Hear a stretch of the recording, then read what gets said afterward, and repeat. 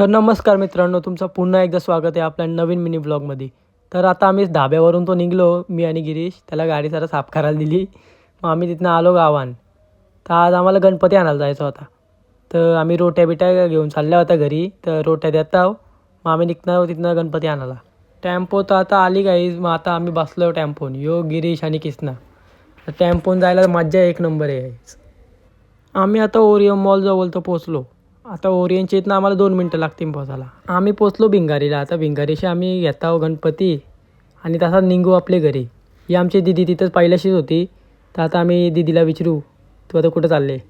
हे new hiker आमची new मित्र आमचा गणपती. आणि इथं बघा किती साऱ्या मूर्ती आहेत. आणि ही मूर्ती सगळ्यात भारी वाटते इथली.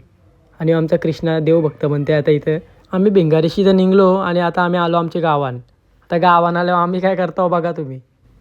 गावात आल्या दोरं पटांगरं वाजवलं आणि आमची बारीक पोरं मुद्दाम फ्लेक्स करायला इथं थांबल्यान. आता आम्ही गणपती घरात नेत आहोत.